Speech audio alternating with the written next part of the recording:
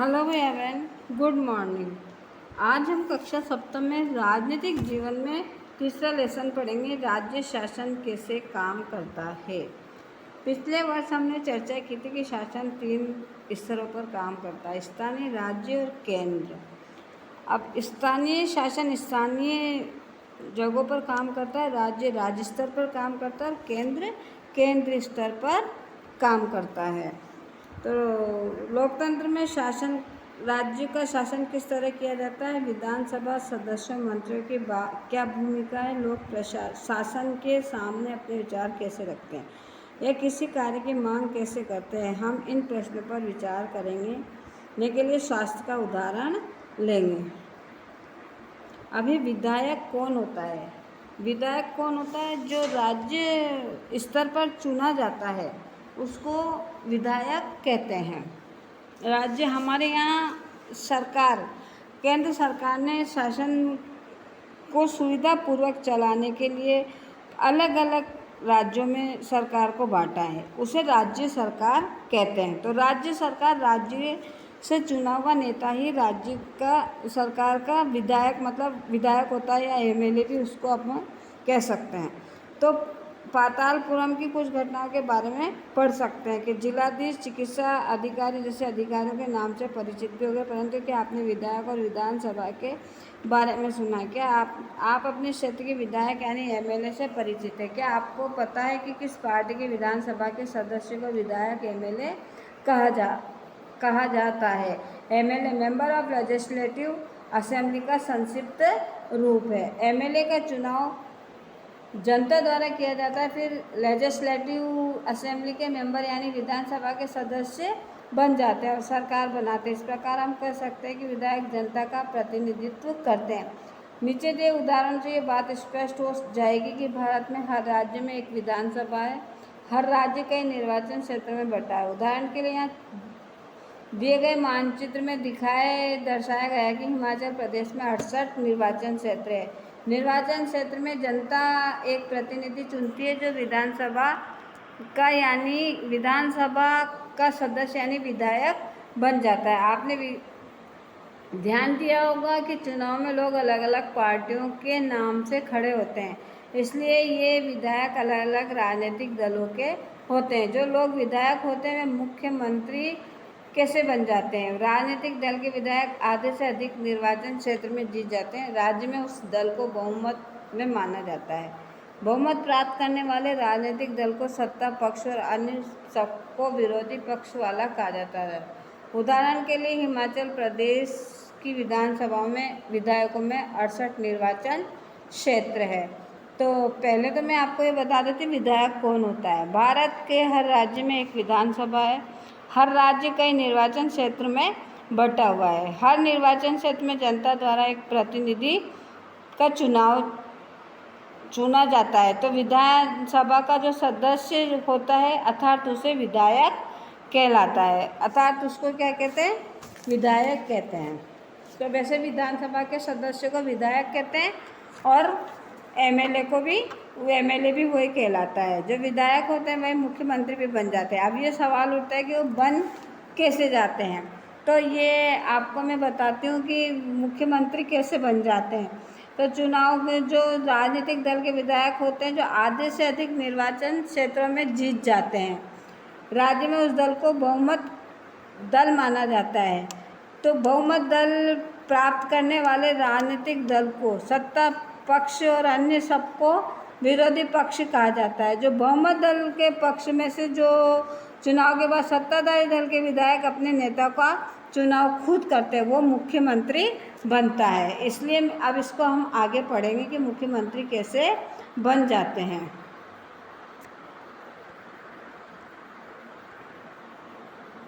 MLA का चुनाव जनता द्वारा किया जाता है।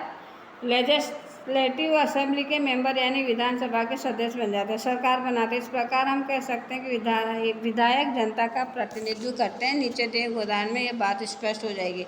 भारत के हर राज्य में एक विधानसभा है। हर राज्य कई निर्वाचन क्षेत्रों में बटा। उदाहरण के लिए मानचित्र में देखिए, निर्वाचन क्षेत्र से जनता एक प्रतिनिधि चुनती है जो विधानसभा का सदस्य यानी विधायक बन जाता है। चुनाव में लोग अलग अलग पार्टियों के नाम से खड़े होते हैं, इसलिए विधायक अलग अलग राजनीतिक दलों के। जो लोग विधायक होते हैं मुख्यमंत्री कैसे बन जाते हैं, तो ये बात मैंने आपको भी बताई कि वो मुख्यमंत्री कैसे, बहुमत दल के जो नेताओं से होते हैं वो अपना मंत्री चुनते हैं, वो मुख्यमंत्री के रूप में उभर कर सामने आता है। विभिन्न राजनीतिक दलों के उम्मीदवार 2017 को विधानसभा चुनाव जीता। विधायक बन गए। विधायक में कुल विधायकों की संख्या 68 है। इसलिए बहुमत प्राप्त करने के लिए किसी राजनीतिक दल को 34 से अधिक विधायकों की आवश्यकता होगी। भारतीय जनता पार्टी के 44 विधायक होने के कारण उन्हें बहुमत मिल गया, वे सत्ताधारी दल के सदस्य बन गए। अब अन्य सब विधायक विरोधी दल के सदस्य बन गए। तो इस उदाहरण में इंडियन नेशनल कांग्रेस मुख्य विरोधी दल बनी। भारतीय जनता पार्टी के बाद सर्वाधिक विधायक उसी के थे, तो विरोधी पक्ष में अन्य पार्टी भी थी और कुछ निर्दलीय उम्मीदवार भी थे जो चुनाव जीतकर आए थे। चुनाव के बाद सत्ताधारी दल के विधायक अपने नेता का चुनाव करती है जो मुख्यमंत्री बनता है। इस उदाहरण से भारतीय जनता पार्टी के विधायकों ने श्री जयराम ठाकुर को अपना नेता चुना और मुख्यमंत्री बन गए। इसके बाद मुख्यमंत्री मंत्रियों का चयन करता है। चुनाव के बाद राज्य का मुख्यमंत्री और अन्य मंत्रियों की नियुक्ति करता है। मुख्यमंत्री तथा अन्य मंत्रियों का यह दायित्व है कि शासन के विभिन्न भागों या मंत्रालयों को चलाए। उनके अलग अलग कार्यालय होते हैं।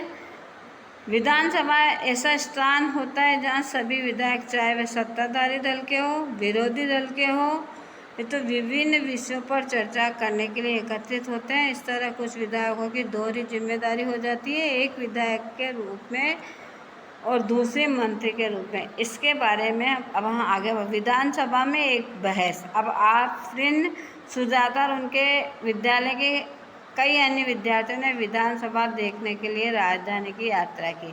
विधानसभा एक अत्यंत भव्य तथा प्रभावशाली भवन में स्थित है। बच्चे बहुत उत्सुक हैं। सुरक्षा जांच के बाद उन्हें ऊपर ले जाया गया। ऊपर एक दर्शक दीर्घा थी जहां से वे नीचे के विशाल हॉल को देख सकते थे। हाल में डेस्कों की अनेक कतारें लगी थी। यह विधानसभा उन दिनों की किसी तत्कालीन समस्या पर बहस करने वाली थी। विधानसभा की बहसों से विधायक अपनी राय व्यक्त कर सकते हैं, संबंधित विषयों पर प्रश्न पूछ सकते हैं या सुझाव दे सकते हैं कि सरकार को इस संबंध में क्या करना चाहिए। सदस्य इस विषय पर जो भी प्रतिक्रिया व्यक्त करना चाहे कर सकते हैं। इसके बाद मंत्री प्रश्नों के उत्तर देते हैं और सदन को आश्वस्त करते हैं कि जरूरी कदम उठाए जा रहे हैं। मुख्यमंत्री तथा अन्य मंत्रियों को निर्णय लेने होते हैं और सरकार चलानी होती है। हम प्राय उन निर्णयों के बारे में सुनते हैं या समाचार चैनलों अथवा समाचार पत्रों में उन्हें देखते हैं, वे पढ़ते हैं। हालांकि जो भी निर्णय लिए जाते हैं उन्हें विधानसभा के सदस्यों द्वारा अनुमोदित किया जाना होता है। लोकतंत्र में विधानसभा सदस्य मंत्रियों मुख्यमंत्री से प्रश्न पूछ सकते हैं, किसी महत्वपूर्ण विषय पर बहस कर सकते हैं, निर्णय ले सकते हैं, धन कहाँ खर्च किया जाना चाहिए आदि। इस तरह मुख्य अधिकार उन्हीं का होता है। अब ये जो विधायक 1 और विधायक 2 है, ये हम बाद में पढ़ेंगे। अब मैं आपको इसको थोड़ा सा मैं समझा देती हूँ कि विधायक क्या होता है, सरकार कैसे बनती है और मुख्यमंत्री कैसे बनता है। ये 3 चीज़ें आज हमने पढ़ी है, तो इसके बारे में आपको थोड़ा सा और अच्छे से समझा देती हूँ कि भारत के हर राज्य में एक विधानसभा होती है। हर राज्य कई निर्वाचन क्षेत्रों में बटा हुआ होता है। तो निर्वाचन क्षेत्र से जनता द्वारा एक प्रतिनिधि चुना जाता है जो विधानसभा का सदस्य अर्थात विधायक कहलाता है। दूसरा, चुनाव में लोग अलग अलग पार्टियों के नाम से खड़े होते हैं, इसलिए ये विधायक अलग अलग राजनीतिक दलों के होते हैं। सरकार कैसे बनती है? अब राजनीतिक दल के विधायक आधे से अधिक निर्वाचन क्षेत्रों में जीत जाते हैं। उस राज्य में उस दल को बहुमत दल में माना जाता है। तो बहुमत प्राप्त करने वाले राजनीतिक दल को सत्ता पक्ष और अन्य सबको विरोधी पक्ष कहा जाता है। तो चुनाव के बाद सत्ताधारी दल के विधायक अपने नेता का चुनाव करते हैं जो मुख्यमंत्री बनता है। इसके बाद मुख्यमंत्री मंत्रियों का चयन करता है और चुनाव के बाद राज्य को राज्यपाल, मुख्यमंत्री और अन्य मंत्रियों की नियुक्ति करता है। अब मुख्यमंत्री तथा अन्य मंत्रियों का ये दायित्व है कि वे शासन के विभिन्न विभागों या मंत्रालयों को चलाएं।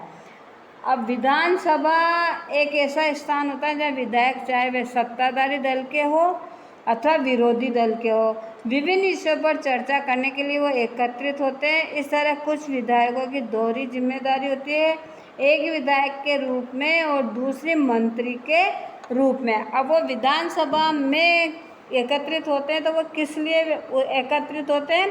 विधानसभा की बहसों में विधायक अपनी राय व्यक्त कर सकते हैं, संबंधित विषय पर प्रश्न पूछ सकते हैं, सुझाव दे सकते हैं सरकार को इस संबंध में क्या करना चाहिए। इसके बाद मंत्री प्रश्नों के उत्तर देते हैं और सदन को आश्वस्त करते हैं।